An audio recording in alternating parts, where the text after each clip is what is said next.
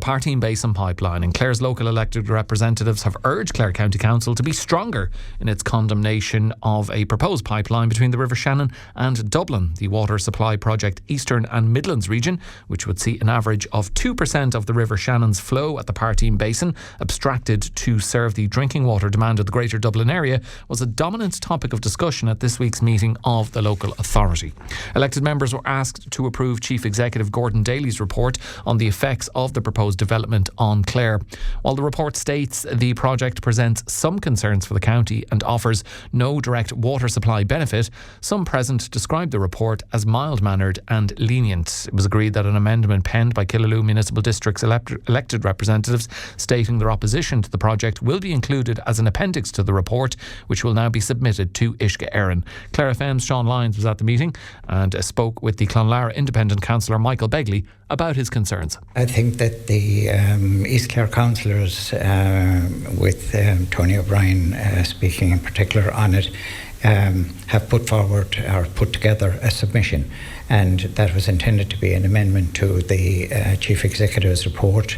That's not allowed within the rules, so it's going to be attached as an appendix to that now.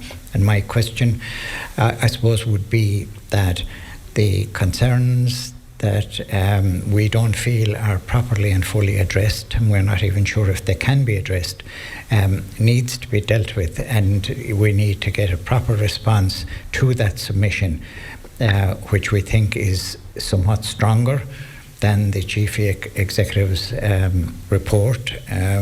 And as he explained himself, he's constrained in some of his approach to what language he can use. And what was your assessment of the Chief Executive's order? It was described as mild-mannered by one councillor.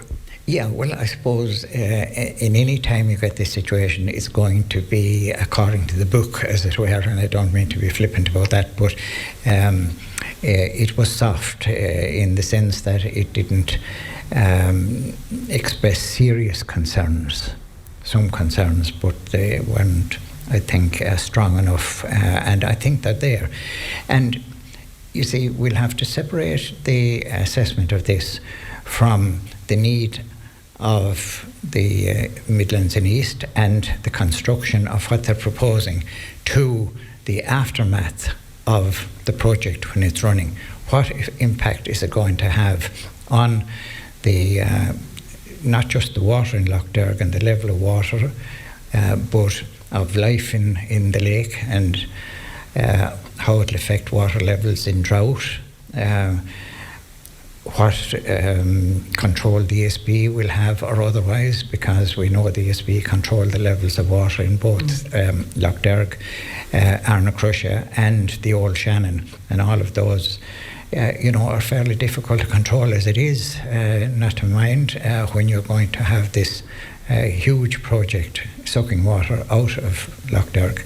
Now, they will give you facts that it's a minor volume by comparison with the entire volume of flow in Lough Derg and in the Shannon, but we don't know what the backup for that statement is, and neither do we know what the design will be like to prevent what might occur in that pipeline, what will be sucked into it maybe from the river, especially at low levels where you could have all sorts of different matter, let's say, being pulled into it, and what effect would that have on the levels in the Shannon. The other thing about it is that it doesn't take any consideration at all for the county of Clare, where all the entire shore of Lough Derg on the western side is. And it's noted in the Chief Executive Order that there's no benefit to County Clare. Absolutely no benefit. And I mean, we all know that there's deficiency in water supply and in wastewater treatment in the whole of East Clare. There's no reason why there shouldn't be some proposals to have supplementary projects there that would support the deficiency in water and wastewater in East Clare in particular. And that was the Clonlara Independent Councillor Michael Begley speaking with Sean Lyons on this matter. And for more on it, I've been speaking with the Killaloe Fianna Fáil councillor Tony O'Brien, and he began by telling me about the risks posed by water abstraction from Lough Derg. You've seen our submission to on Commission Planola. We have a number of risks, not just environmental, but they are important. But, there are a number of risks. And the potential, I've always said it, the River Shannon is the greatest natural resource that we have in East Clare. It draws people for recreation, for business. It's the cornerstone of what we have to offer, as well as our mountains and so forth. And the potential that this project has to absolutely wipe that out and destroy it is enormous, and it's a very real threat to our livelihood back or down in East Clare. So we're really concerned. I've looked at the River Shannon is just one big basin. It's not. People say there's plenty of water there. Well, there is plenty of water maybe in January, November, December, January, February. But as the summer comes along, you'll find that the water levels drop, they decrease. It can make accessibility into harbours and marinas difficult. And, to add this abstraction to all that would really threaten the ecology and the wildlife and the River Shannon, And I mean, so even the water... We're really concerned. Yeah, the water issue has been highlighted in the submission to An Comisiún Planola. Several towns near the Shannon, the likes of Mount Shannon, Scariff, O'Brien's Bridge, Whitegate, already facing water supply constraints. Do you believe those needs should be addressed before water is exported elsewhere, given that, one of the key points in the report is that the project offers no direct water supply benefit to County Clare, which I guess is stark, given the supply constraints there already? Well, let me say this about it. This is an expenditure, and these are our Uisce Éireann's figures now.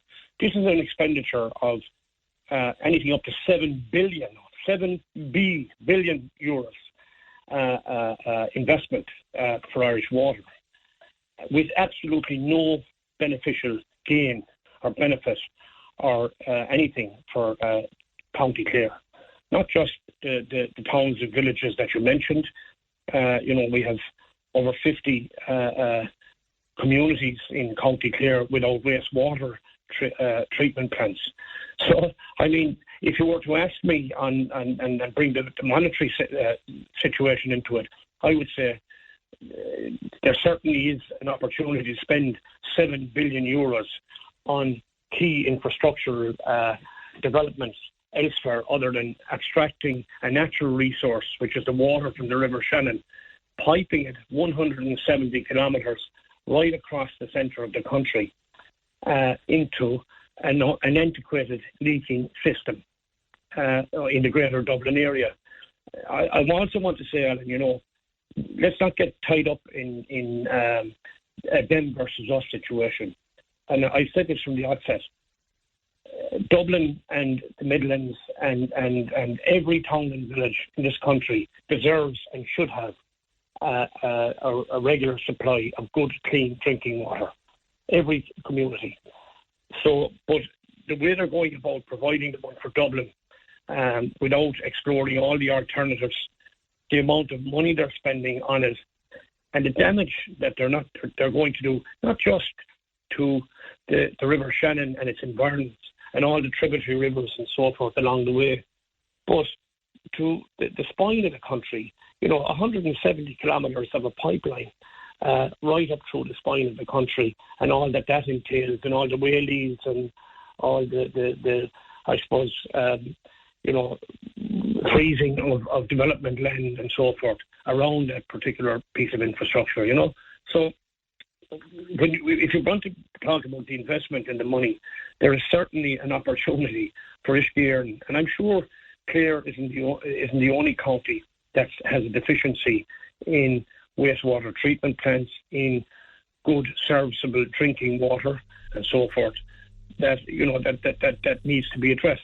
And I just think that the investment of 7 billion euros, if you want to talk about the investment, should be addressed in a better, more proactive and more evenly spread way of doing it. Yeah, and a couple of points you highlighted there, Tony, I did put to Uisce Éireann Senior Programme Manager Gary Gibson when he was on Morning Focus a few weeks back. That one about alternative options, the Uisce Éireann insists they did examine alternative options, and I also put the point that you were making, and many others, including our listeners, have been in touch about, which is that they should sort out the leaks from the antiquated system in Dublin, and that would go a long way to addressing their supply shortage. But the point was made to me that even if they did do that, they would still need water from elsewhere. Yeah, but look, this is the Irish Water's proposition that they would still need water elsewhere. But I mean, the first thing, I mean, you start with the basics. First of all, if you fix the leak, you know, if you go online and go onto their website, in four leaks alone, they saved something in the region of 450 million litres a day in fixing 4 leaks in or around the Dublin area. Now, they've invested, I don't know, is it something, the figures escape me at the moment. I don't have them here in front of me, 150 million over a couple of years. That sounds like a lot of money. But in actual fact, comparative to other European countries and other places, it's not at all a significant amount. And certainly more money, and I believe more finance should be directed in the conservation of water, i.e. repairing the leaks, upgrading the systems that they have already supplying the Dublin region. There's no shortage of water in Dublin. There's absolutely no shortage of water in Dublin. And, you know, I'm just conscious that they're taking the easy option here. This scheme, and this was first, I suppose, prosecuted on the people back around 2006 by the then Dublin City Council as the great saviour of Dublin and the need for Dublin to get water. And they have never, ever really explored any alternatives since then. My information is that people were brought in to explore the possibility of aquifers and groundwater being available in around the Curragh, which is only about 30 kilometres from Dublin, around the Curragh, Ratode, Meath, County Meath, and within County Dublin itself. And that those explorations were never, ever fully explored, never finished, never completed. You know, reports were done and then they were told to close up and move on. So I don't believe Uisce Éireann when they say that they have explored every possibility. Okay, I know. Well, just to say, you say you don't believe, but they would say they did examine alternative options, and they did say that to me. They also it's mentioned in the submission that you know, and obviously where you're located and anywhere near Lough Derg and indeed the River Shannon, the tourism is key. It's a major part of the East Clare economy. The report warns reduced flows could expose banks and mudflats and affect angling quality, which I'm sure have those concerns been raised by tourism operators and anglers about potential changes to water levels? Absolutely, and you know, it's a very real possibility. You know, and again, we have to take, you know, Uisce Éireann haven't answered fully what's going to happen in the event of low flows, in the event of the water levels dropping. They say, okay, you can't turn off a pipe which is a gravity flow for 170 kilometres what do? Do you leave the water stagnant in the pipe and then let it flow? This water has already been treated, by the way, in Burthill. So, you know, if there's a drought in Killaloe or Scariff or Mount Shannon, there's the probability is that there's also a drought in Dublin. So they will want water. You know, again, it doesn't make sense what they're saying. I think people should be aware also, Alan, that in 2018, which isn't a century ago, or not, there was a dry spell.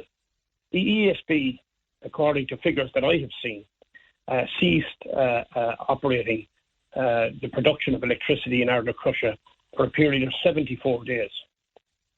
And they couldn't generate electricity because they had to divert all the water over the Parteen wall.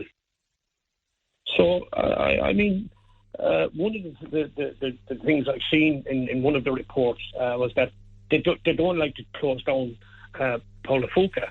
Poulaphouca was built as a reservoir to serve Dublin, and it turned into a hydroelectric supplier to the system as well. Well, to me, it was built and it produces a lot less electricity. So, close that down and use it for what it was built for, a reservoir to serve Dublin. The other point I would, just to finish off the point about Ardnacrusha, if there was a low flow and for 74 days in 2018, what were Irish Water going to do in that? Only extract 2% of that flow, which takes it down even further, which decimates the ecology, the fishing, the entrance to marinas, the banks of the river. There's a possibility of them not being able to sustain themselves.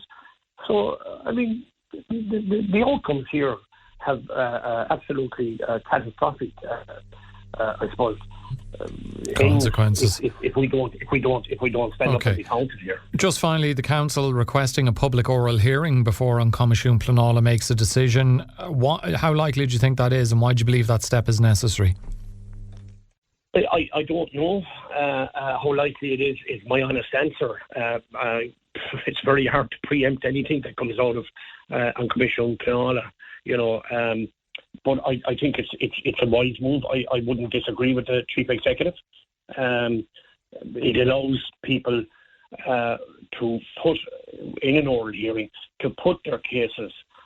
Maybe they weren't able to articulate it fully on paper and so forth, But as well as that, I think debate and discussion heightens the awareness and allows people to realise the dangers of what's being proposed here. This project, it seems to me to be a pet project by Irish Water, Uisce Éireann, that they have come up with. And to me, I'm very disappointed with when I'll be calling on our TDs, particularly our three government TDs, which I'm a member of, apparently, and I accept that fully. That they're putting this forward as a special infrastructure development. This is not a special infrastructure development. This is taking a natural resource, which is water, and piping it to another region, from the Midwest up to the Greater Dublin Area, for the benefit of industry, economies, and the people of Dublin, to the detriment. If there was no detrimental effect, so no problem, but to the detriment of the people in the Midwest. And, we have to stand up and be counted on that. Okay, we do have to leave it there for the moment. It's no doubt a story we will return to, but Councillor Tony O'Brien, thank you for joining me on this on Morning Focus. Thanks, Alan. Thank you. And that was Tony O'Brien, who I spoke with earlier on, and before that you heard Michael Begley, the Clonlara Independent Councillor, speaking with Sean Lyons.